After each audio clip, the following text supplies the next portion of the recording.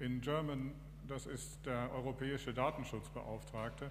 And that may be clear to some of you when you know that every EU member state has national data protection supervisors. In Germany, Germany is very good in that. Most countries have only one national data protection supervisor. Germany has 18 because it has the federal one, 16 national, and Bavaria has 2, one for the public and one for the private sector.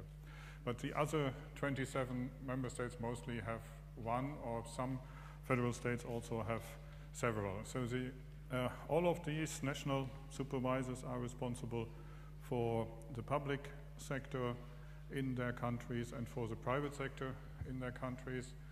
And the European Data Protection Supervisor is responsible for supervising the processing of personal data at the EU institutions and bodies and authorities. The office was established in 2004 based on a regulation that was adopted 3 years earlier. And the 2 political members are elected for 5 years in turn. So we are close to the end of the second term, which will end in January. And the current holders are Peter Hastings, who is from the Netherlands and had this post from the very beginning, from 2004, and will be in office until January 2014. And he has already made it clear that he's not going to run for a third term, so that there will be change early next year. And the second post, which would be the deputy, or it's officially called the assistant supervisor, is currently Giovanni Buttarelli, former Secretary General of the Italian Data Protection Authorities. The DPS has 3 main tasks. One is the supervision and enforcement of the protection of the processing of personal data in the EU institutions.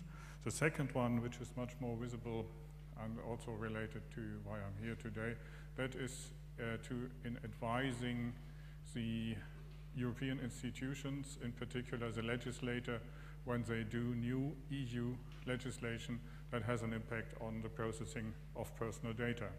And the third one is to ensure cooperation with all the other relevant authorities for data protection, so the national authorities, but also at international level, we cooperate with authorities in Asia, America, Canada, Pacific, and also, of course, in the areas of Europe which are not part of the EU yet. So, well, you see, nothing happens. Here we are. You won't see much. Maybe this is the organization chart of the EDPS, and you see myself here in this box. That is the sector for IT policy. So basically my team is all IT and security experts, and we help all our colleagues to make sure that they get the technical parts right, because most of the others are lawyers and they are focused on doing things properly in the legal way. Yeah, for those of you on Twitter, I've put the hashtags on the thing. My own pseudonym was on the first slide. Just to explain a bit the context of data protection, or why do we have laws on the protection of personal data. Well, let me first say the American English or English expression privacy is more to the point, even though not completely, and the term data protection, which is derived from the German Datenschutz, is kind of putting a wrong emphasis, because it's not the data that's protected, but it's the people to whom this data belongs who are protected against negative impact on them through the processing of data. Luckily, in the long version of the names of the laws, this is correctly stated, because it's directive and regulation and so on the protection of individuals with regard to the processing of personal data. So what's actually protected is the individuals. So this slide shows a bit of developments with which you all are familiar. even though most of you may have started to join this discussion a bit further down the slides. Well, I was there already for the first bullet, obviously, and I do recall when computers in administrations and big companies appeared in the 1970s, and when the first discussions in Germany took place on the risks connected to the extensive processing of personal data, which was extensive by the standards of the 1970s, which would be a joke by today's standard when we think that actually probably the computing power in my mobile devices now is more than that of many mainframes that were available in the 1970s. But at that time, you may recall that we had that were homegrown terrorism problems in some European countries, in Europe, in Italy, in Germany, in the UK, of course, in Spain, and for different reasons. And that police in Germany in particular tried to develop new mechanisms by the use of computers. The president of the Federal Crime Office, BKA, Bundeskriminalamt, Horst Herold, was very ingenious in that. And they developed something which was called Rasterfahndung at the time, that you could call that filter investigation or scanning investigation, which was based on the idea of pulling together data from different companies and administrations, like the inhabitants register, utility, customer databases from electricity, water, bank data probably, data about rental contracts, and so on. And they had certain profiles to identify terrorists. For example, they had found that terrorists pay their bills in cash, they take short-term rental contracts, they live close to motorway exits, and they prefer big house apartments where neighbors are not very well known to each other. And so they collected all this data and then scanned through the data collected from different authorities to find people who matched these profiles. And then these people who had there was no information of any criminal or terrorist activity related to the individuals, but just by having these profiles of totally normal, uncriminal attributes, they became suspects and would then be subject of further investigation. That was one example which rang the alarm bells with some people, and they thought we cannot have unlimited processing of personal data and give, in particular, the state unlimited power of spying on us or collecting data about us, and we need to do limitation. And so in that time we had the discussion about the first data protection laws. Well, 80s, we had the advent of the internet and PCs,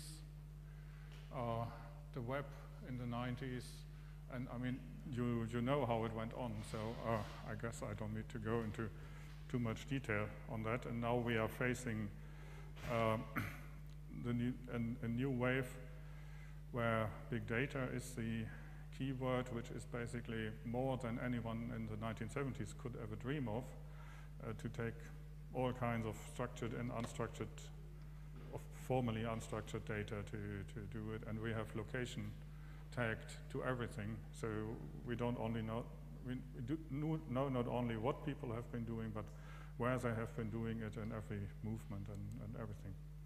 Okay, this is just the parallelism of legal and technical development. I mentioned the 1970s, and actually the Landesdatenschutzgesetz Hessen was, according to most historians, the first data protection law ever.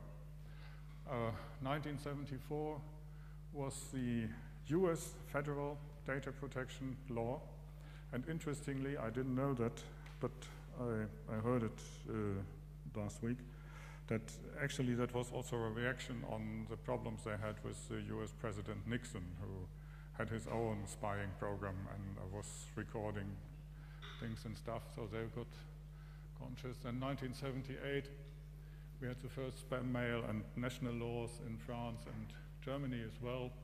And then 1980s, countries started to recognize that everyone creating a national law made it difficult, because all these laws agreed on one thing: data must not cross borders, because it's very easy to have to have your data center outside the country which has a strong data protection law, and once the data is gone from the country, there's no supervision, no legal power anymore to do anything. So all these laws said, well, first thing is you keep the data here and you process it here where we can see what you're doing. And of course that meant that it was difficult for companies who were just operating in many states from one central place to get the data there, because they were legally obliged to keep it in the country of origin. And so then in the OECD, that's the organization of the industrialized countries, they started to work on principles how exchange of data between the different countries could be organized without this, and to create common agreements on the level of data protection so that could be done. Okay, yeah, well, that is about the start of the internet. That's some early browsers from CERN at the time. Okay, and here we have EU level. 95, the EU countries, which were 12 at the time, agreed on a common rules for data protection within the EU. And with that, the free flow of data between all EU member states was allowed, and there were no limits anymore. In 2000, the EU adopted a Charter of Fundamental Rights, where privacy and data protection became fundamental rights for all European.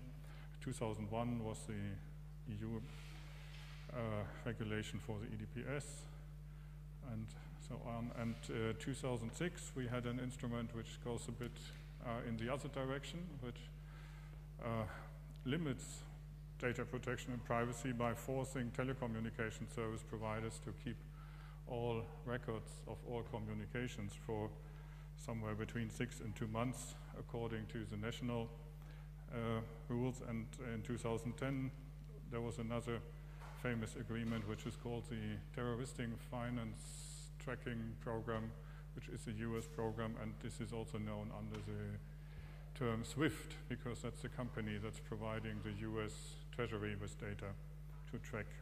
It's of course not exactly a data protection agreement. Okay, well, I think you're all pretty aware of the technical issues. I've already mentioned location-based service, and as you see here, these are all some cases that actually happened. We have investigations on Facebook, which did promise certain privacy features to their users, but did something else. We have all the time cases about the data collection of search engines. BT had a deep packet inspection system installed some years ago, where each and every packet was inspected for advertising purposes. Apple got some heat for the location tracking that the iPhone and the other iDevices do. A famous story is the customer profiling of the Target supermarkets in the US. Anyone familiar with that? The story goes that one day an angry man comes into a Target supermarket and says he wants to see the manager, and the manager comes, and then he pulls out some mailings, advertisement mailings from his packet, and says, "Why do you send my daughter stuff about newborn children? Do you want to inspire her to become pregnant or what? She's only 16. It's a bit early for that."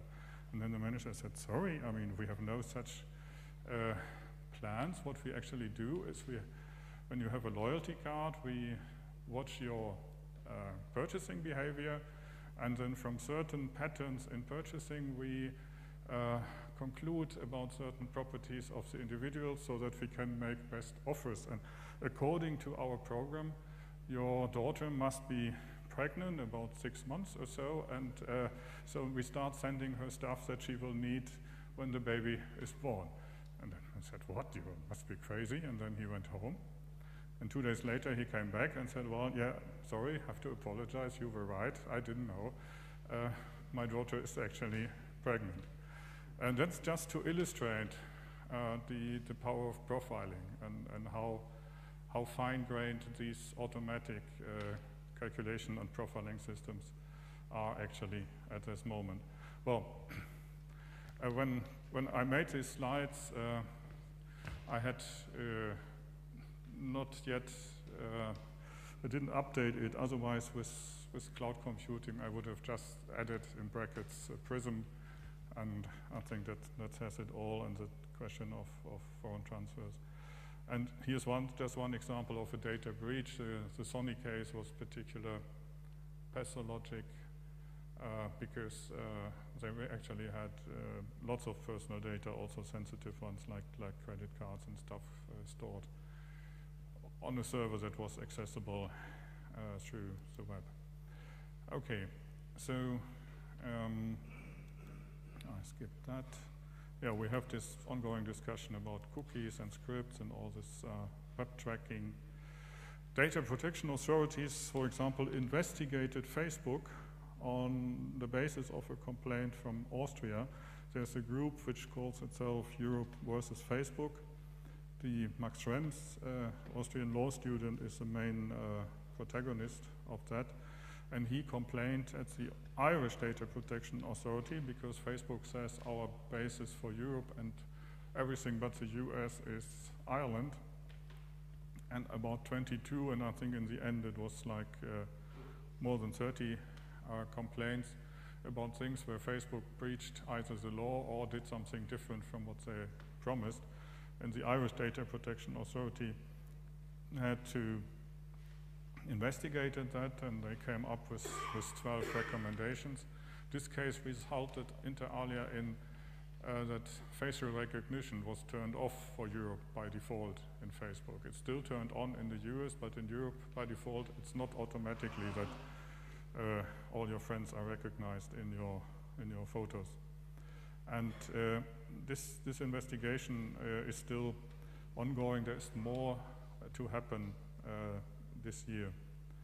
Okay, and there's an ongoing investigation against Google where several national authorities work together because of their changed privacy policy, which basically says whatever data we get from any of our services, we can use it for whatever we want for.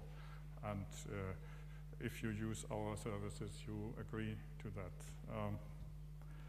Yep.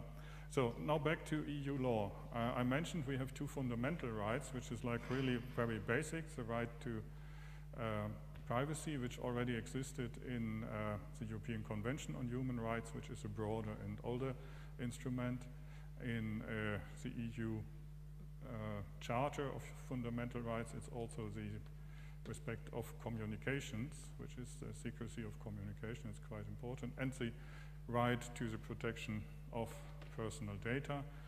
And here we have two elements: the fair and lawful processing. It must always have a legitimate base, and still everyone whose data is processed has the right of access to this data and the right to have it rectified if it's wrong. And there must be control by an independent authority. Okay, I have already mentioned this. The EU instrument had two objectives. One was to have a common, generally acceptable level of data protection, and the other one on this basis to allow data to circulate freely in the EU.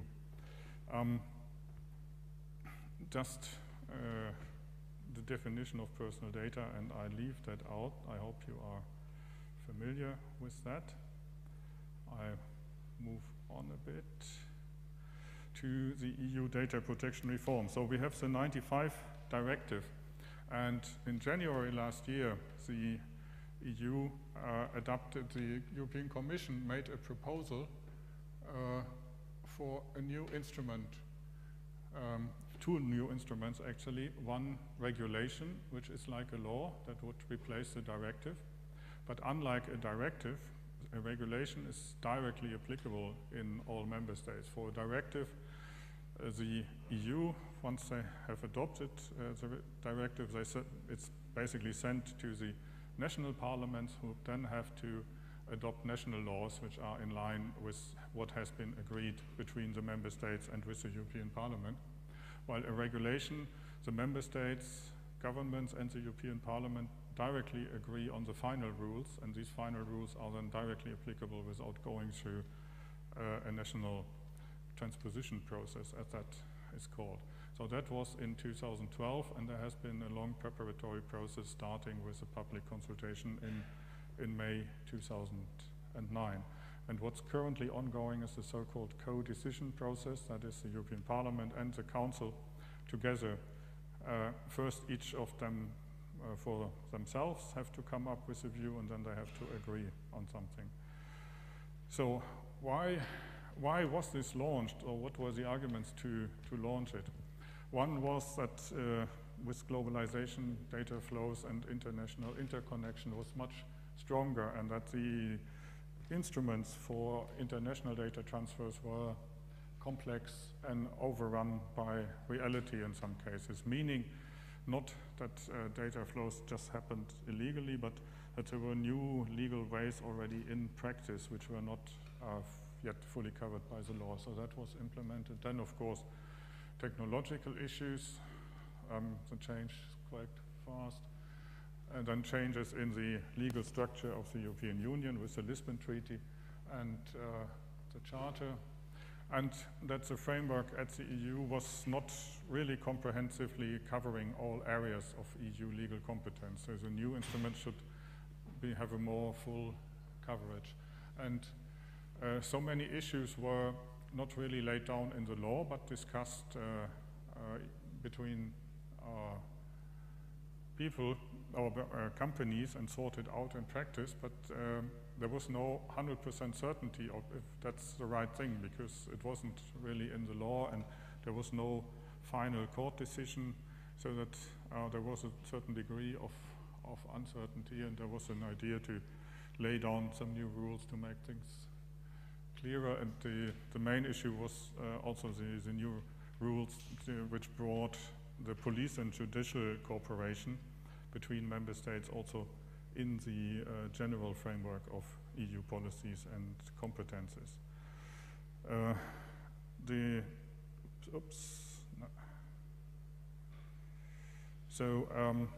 The instrument consisted of 3 elements. For some reason, the third one is about here. So you can see it. The first one was a communication, just explaining what was happening. Then this regulation that I already mentioned, which would be for the general public sector and for the private sector. And the third one would be a directive for police and justice. And the third one was a directive, so an instrument which has to go through national scrutiny and transposition, mainly for the reason that the power of the member states in this area is so strong that it would have been absolutely difficult, imaginable that they could ever agree on something at EU level. So it was the idea to leave more margin to member states in that area. So the EDPS also gave a view on this whole process, and the general idea that we had was that many of the elements of the new regulation would be a big step forward, but it would still not be as comprehensive as was needed and as good as was needed. There is more harmonization. There is theoretically, in the way it was proposed, a strengthening of the position and the rights of the data subject, more responsibility for the data controller, that is those organizations that are processing the data, and also strengthening of the DPAs, which is the data protection authorities, which may not be that necessary in Germany, but there are other member states where DPAs are pretty weak, where they have few rights on inspection, like they cannot easily get access to the premises of suspected violators, and also have very little sanction possibilities. They cannot issue fines and so on, and this kind of things. And often, of course, the fines are very low. I mean, a fine of maximum a few €100,000 for a company that makes profit of a few millions every hour isn't really a tough sanction. And so there's a lot of technical elements, and I can make available a PDF of this presentation, but it's also all available on our website. Two issues have drawn particular attention in the discussion, but often this is more like what in English is called a red herring. So that is something where a lot of steam is produced in the discussion, which is far beyond what is justified by the subject matter itself. So one thing which gets a lot of opposition from in particular American lobbyists maybe, is what's called the right to be forgotten. Originally the term is a French idea, the droit à l'oubli, and it basically means that when there is no reason to keep your data any longer, then it has to be deleted, erased. And it has an extension. This is nothing new. That has been a law already since there are data protection laws. You are only allowed to keep personal data of someone when you have a good reason for that. And when the reason is gone, you shouldn't keep it any longer. And here, this is written also with social networking services in mind, where it says when I delete my Facebook account and when I want this to be cancelled, then it should actually be cancelled indeed, and they shouldn't keep the data for their own purposes any longer.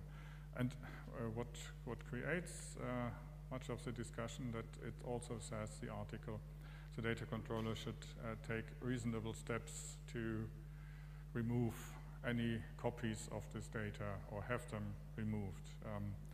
We are working on ways to do that. You can have different ways of having sticky policies on data, or as most goes to search engines, there are people now working on a way to extend like instruments like robots.txt to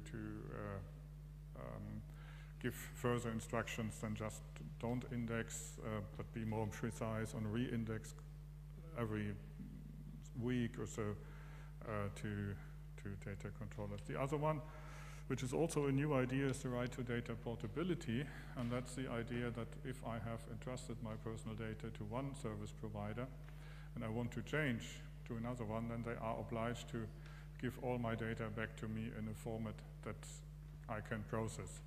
It says a generally used format. It doesn't say an open source standardized format, but one format that is generally used and could be useful to import the data with another service provider. Okay, I skipped that a bit. That's somewhat. There's also more explicit rules on information and communication, like how much information one should get. The principles of data protection by design and by default are coded in the law, making it clear that,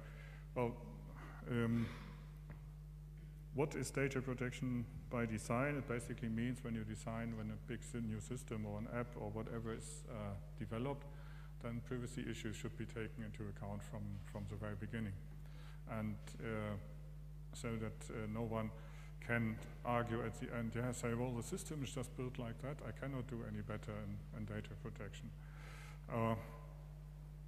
Some found that this is already legal now. There was a decision by a court in Germany at the end of last year who told a data controller who didn't want to give a person her data because it was too much effort to find it. And the court says, well, that's not a good excuse if you have to organize your data processing so that you can actually respond to such a request, because it's her right, and if you are not well organized in that respect, it's your problem, but not the problem of the data subject, which is a good step forward, I think.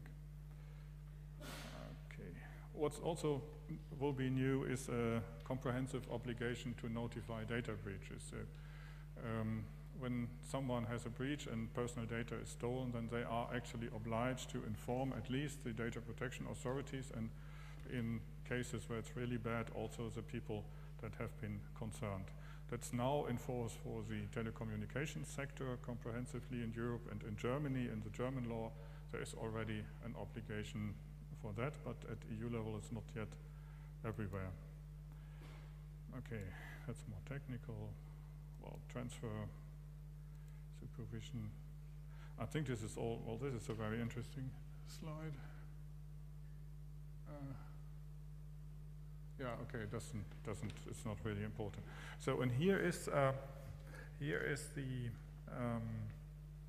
again, the state of play of the process. So the Commission proposal was adopted in 25 January 2012, and where we are now is the co-decision process by the European Parliament and the Council. Just to explain this, the European Parliament is a parliament with 700 members, which are directly elected in the now 28 member states. So on Monday, I think like 7 or so new members from Croatia joined the parliament when Croatia became a member state. And the Council is the assembly of the governments of the member states. And for something to become an EU law, meaning a regulation or directive, both the Parliament and the Council have to adopt it, and that means that they have to agree on a common text which is then accepted by both houses. It's a bit like in Germany we have two chambers in the Parliament, the Bundesrat, which is the representation of the Länder, and the Bundestag, which is the directly elected general parliament.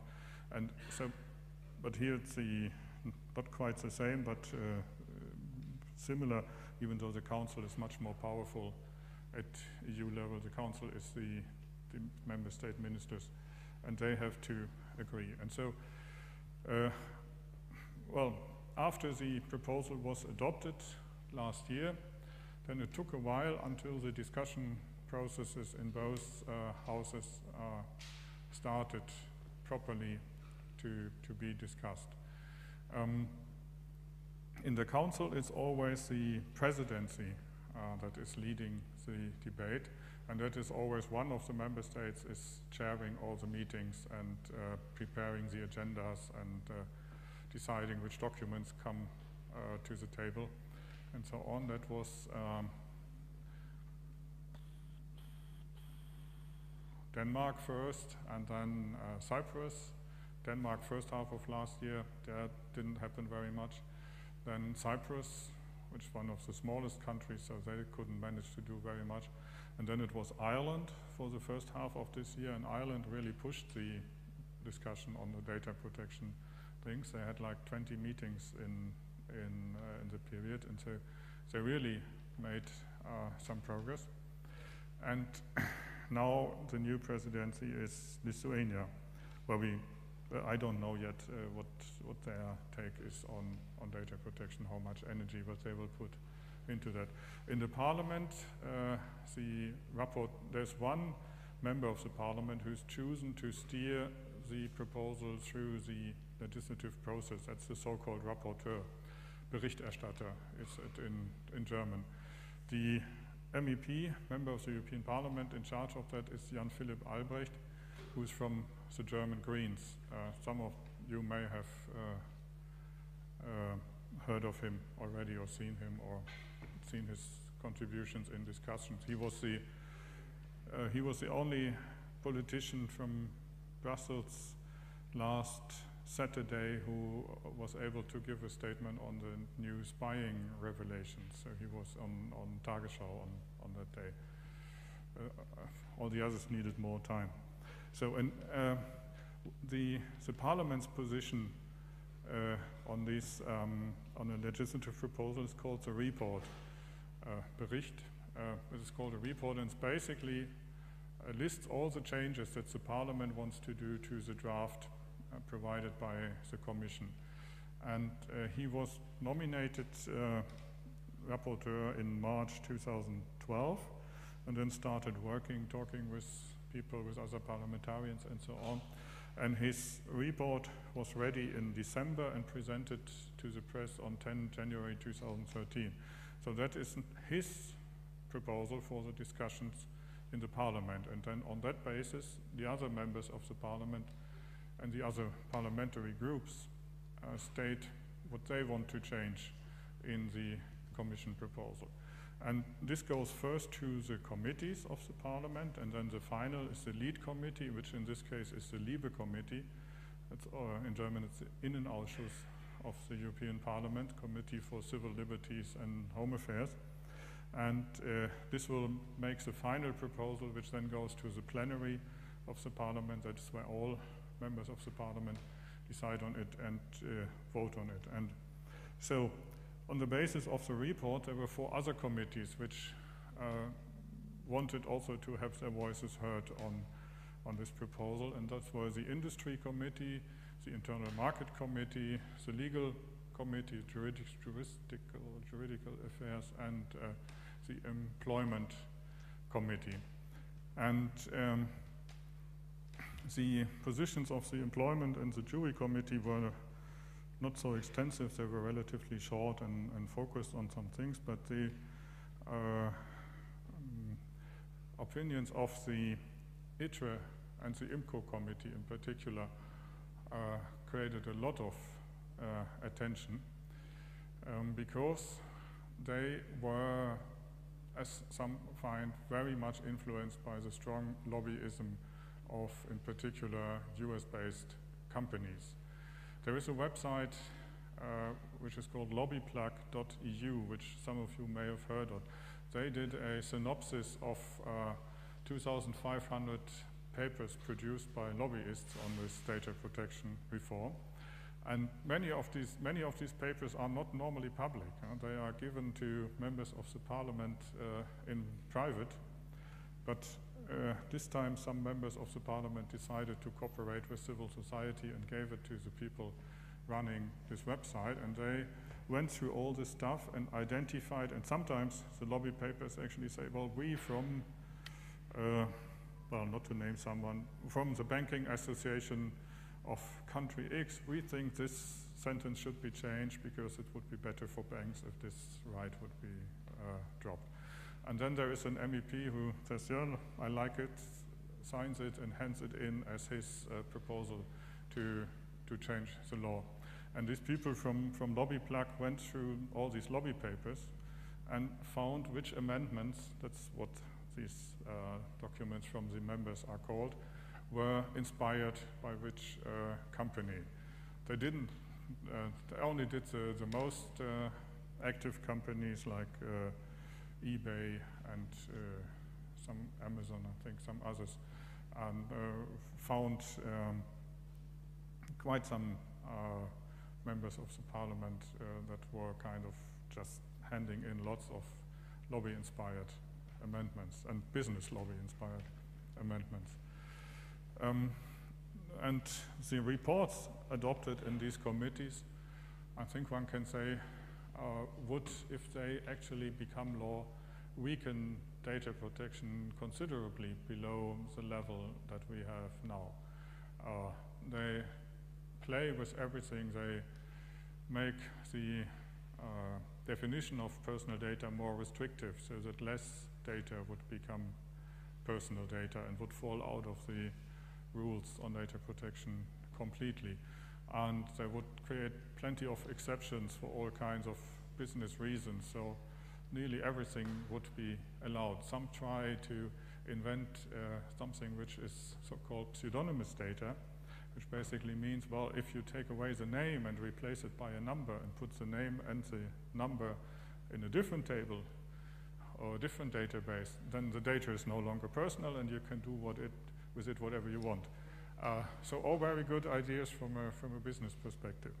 And well, in the meantime, LobbyPlug have updated their website, and they have done a second process, and they have gone through all the about 3,000 or 4,000 amendments which need to be discussed in the Liebe committee, and have classified them in good, neutral, or bad for data protection. I'm not necessarily sharing their assessment because I have not gone through everything that they have assessed, but it's quite obvious that there are good, bad, and technical amendments. So, and then they have classified, ranked the MEPs according to whether they have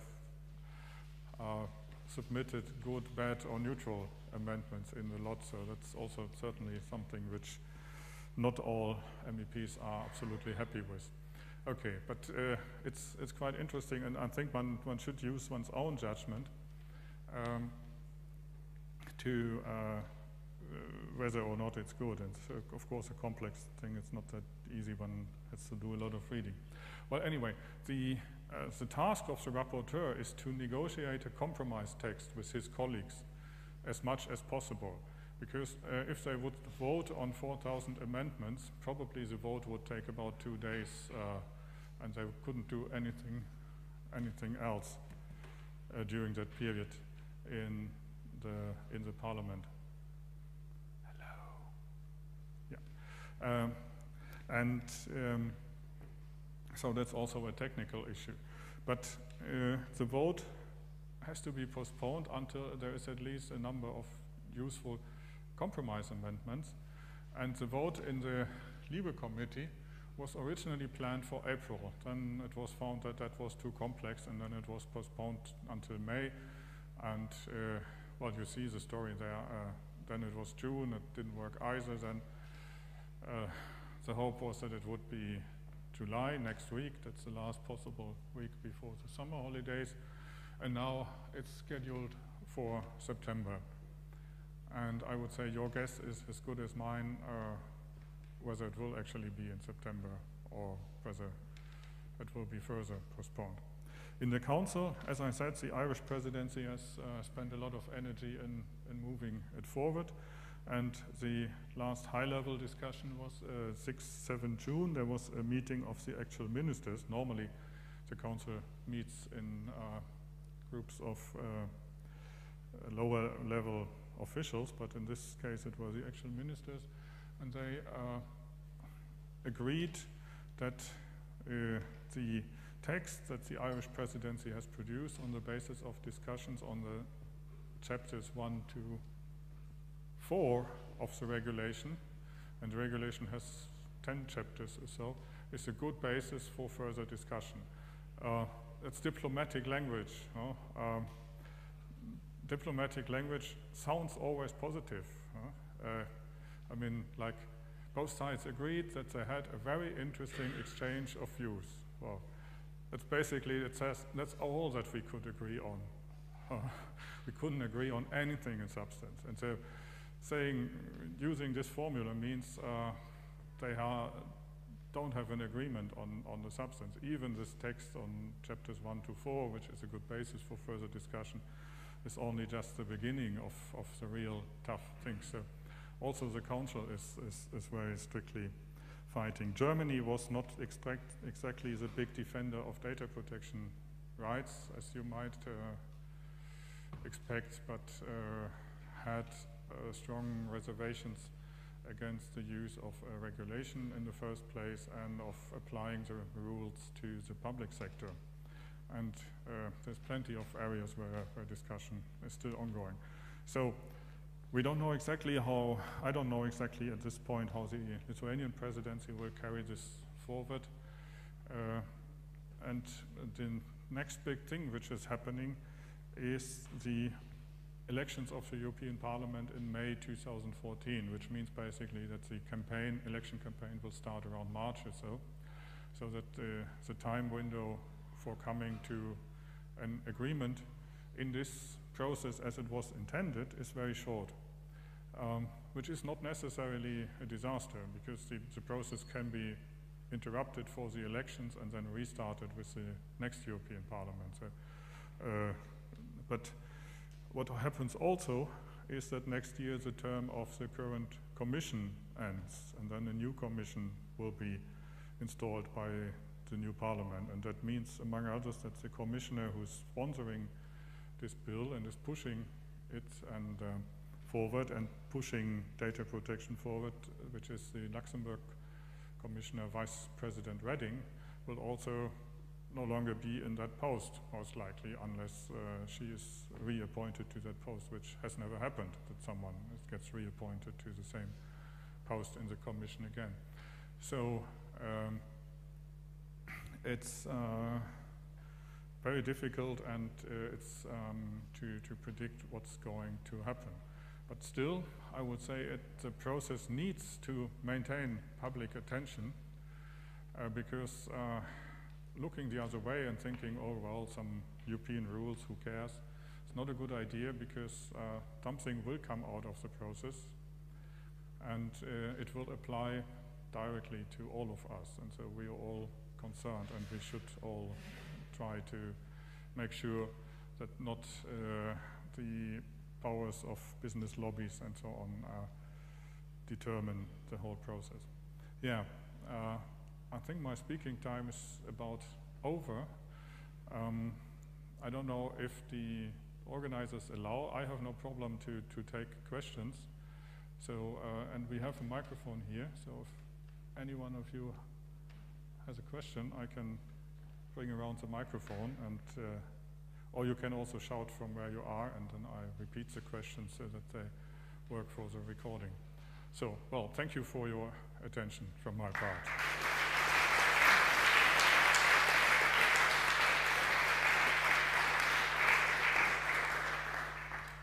These are the links, actually, and here's the EDPS website, and also my personal Twitter thing. Oh yeah, and the hashtag for the whole thing is #EUDataP. I had it somewhere on the slide. That's also when you follow Twitter, then you can also find what's happening. Now over the summer break, not much is happening. You want to take the mic? Thanks. On the right to be forgotten, is it a hard requirement to delete the data, or is it just to make it unavailable? Well, the principle that already is in force at this moment is that anybody is only allowed to process personal data as long as there is a legal reason for that. And when this legal reason is gone, you should destroy the data. That also means, of course, when you are a bank and you are under the rule that you have to keep all transaction data in archive for 5 years, then that is a legal ground. But after the 5 years, you're not allowed to do it anymore. So it should actually be really destroyed in a safe way. I mean, there's always cases where someone throws away their paper archive, like a hospital or somewhere, just in the paper container across the street, and then some people find it and pick it up. This is also always cases where problems pick up. No, that's not, but that's already the existing right, okay? And what's new in the right to be forgotten is that you have to make sure that's no longer public, and when you have a way to get it out of the public domain, then you should do that as well. But that's more like doing reasonable steps. That's not a hard obligation to achieve a specific result. Yeah.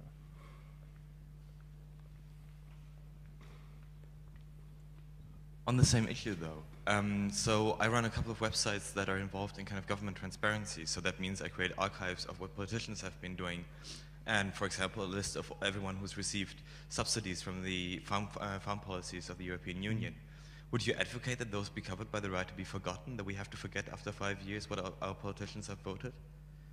No, that's a very good question, and that's a big concern. But journalistic and historical purposes and public interests are all good reasons to maintain the data.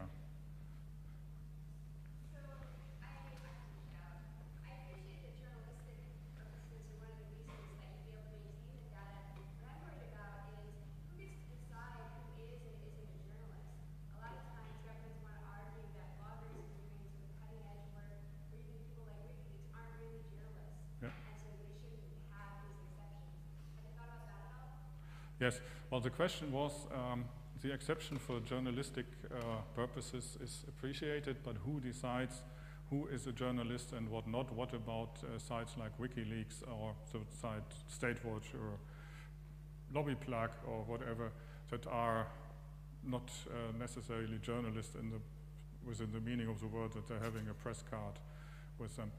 That's a very good question, and that's actually a point where the language of the articles should be more precise and can be improved.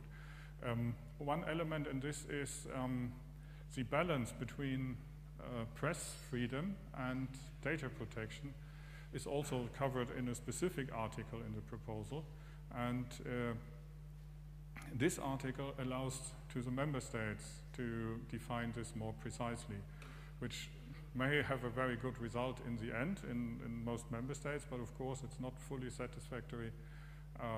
Personally, I would agree that this is an issue which requires further elaboration. There is some merit in these arguments, yeah. Concerning about the right of forgotten, there is actually a Spanish citizen who is the first person in Europe that asked, because 15 years ago happened something with him, and still today this is changing his life, his job, and he asked to the justice of his country to take out of internet this information. And in the country they say, we cannot, and this involved Google's. And he came up to the European Court of Justice, yep. And the European Court of Justice say, Google is right, they cannot take out. And this is not still a justice decision, but it's the first case, and this concerns really what we are talking about the data. And this person today is a simple man. It's not a political, it's like anyone. And he say he's fighting against God. Yeah, indeed. There is a case which is currently being discussed in the European Court of Justice. That is the highest judicial institution of the European Union. And there was a Spanish citizen information about something that went wrong in his life was public 20, 30 years ago. And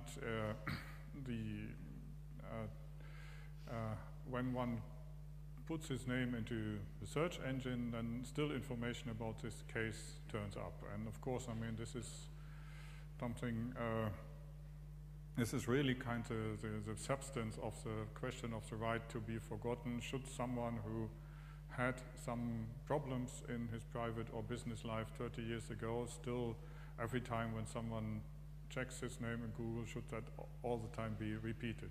That's the substance of the case. The court has not made a decision yet. The week before last, the Attorney General, that is kind of the expert lawyer of the court, gave his position. And he made it simple by saying, oh, well, the data protection law doesn't apply to research engines, so because it's not data processing. A position to which no European data protection authority agrees.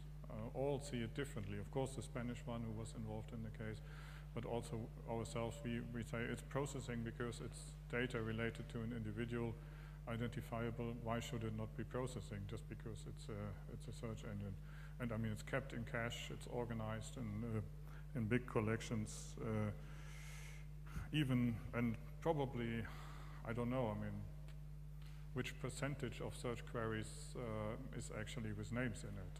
I mean, it's a considerable percentage, not only the so-called vanity searches, where someone searches for his or her own name, but also all kinds of I mean, you get it's standard practice that anyone who wants to employ someone looks on the web what they can find about this person. I mean, so it is part of personal data, but the court, the lawyers of the court and the judges hopefully come to a reasonable conclusion, but the Attorney General, I think, got it wrong, but that's firstly the position that is in place. Yep. Just another position, just as we talk about it, in Germany there was also relevant court cases, and that were the murderers or the convicted murderers of the Bavarian actor Sedelmeier. That was also already 20 or so years ago. They were found guilty. They were convicted to lifelong imprisonment, which in Germany means something around 20 years or so. And they were released after having served that term. And then they found that in Spiegel archive, all information of their case with their name on it was still accessible. And so they asked that to be removed. And then they sued Spiegel, actually, even up to the Federal Court of Justice, the Bundesgerichtshof. And the Bundesgerichtshof then decided that they had not the right to demand that this information should be deleted from publicly accessible archives. The side effect of that was that, of course, their names were fresh in the press when reporting about this price again. But there are still court cases ongoing, also one which is going to probably, was in the European Court of Justice, because they also sued Austrian media in German courts, and there was the question which law would be applied, but this case I think is still not final. So it is a very sensitive issue indeed, this right to be forgotten. Okay, yeah. You speak mostly about the effect of these laws upon corporate entities and, well, most corporate entities. Will they have any, if it's passed, will it have any power over governments? I mean, governments don't seem to give a hoot about the law anymore. They just do what they want. What kind of possible enforcement would there be if a government is like, we have more revelations like the recent ones about PRISM, about GCHQ. Yes. In the future, will EU law, will anyone pay attention to it at a government level? And could that be why it's taking so long to get through as well? Because governments are thinking, well, do we want this passed? Yeah. Well, by your accent, you were from the UK, are you? Actually, the data protection authorities also have supervision on the public sector in their countries. It includes government up to the highest level. So the German federal commissioner is regularly having his fights with police authorities and so on, and also checking them and in the annual reports, giving they are criticizing them on their processing behavior in some cases. In Germany, it's quite common that they do it. The ICO, which is the Information Commissioner's Office, or the Information Commissioner, which is the Data Protection Authority on the UK, also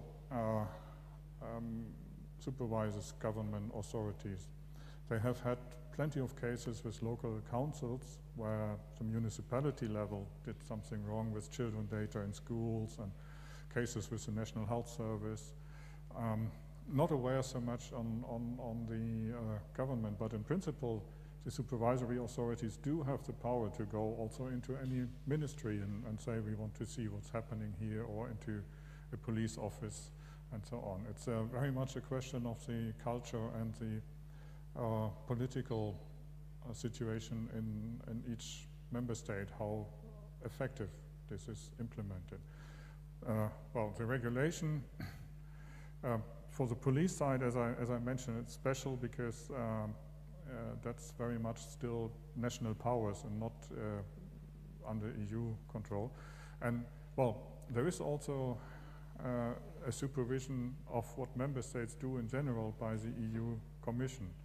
I was myself in the Commission, and we had a case where we found that the UK was not applying some data protection rules correctly.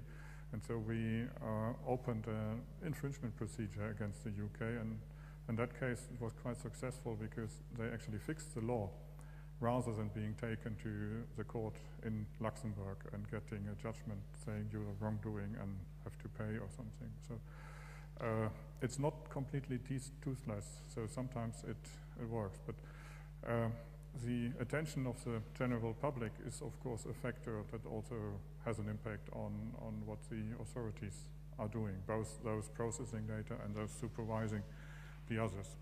There was one question behind, I think the gentleman with the, yeah, can you pass it? I feel that there's very much at stake here, because if the law will be bad, it will remove us of our data protection rights. So what can we do in order to get the politicians to come to a strong data protection law?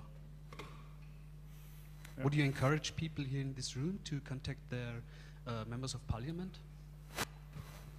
Does it make sense? Yeah. Well, you know, I'm speaking here as an official of an authorities and not as a civil society or civil, well, I mean, as a political advocate. But there are, of course, civil rights groups at European level and also in Germany who are following this.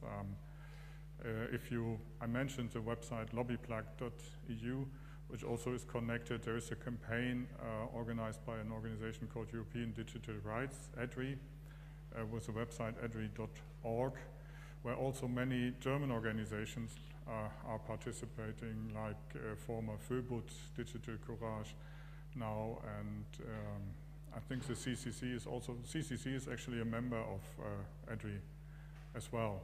So there's quite a number of organizations that collect information and provide information, and also provide activities where one can join, writing to members, so pointing out the issues and so on. So it is indeed possible to get involved in this. Yeah. Any further question? Well, thank you for your interest, and have a nice conference.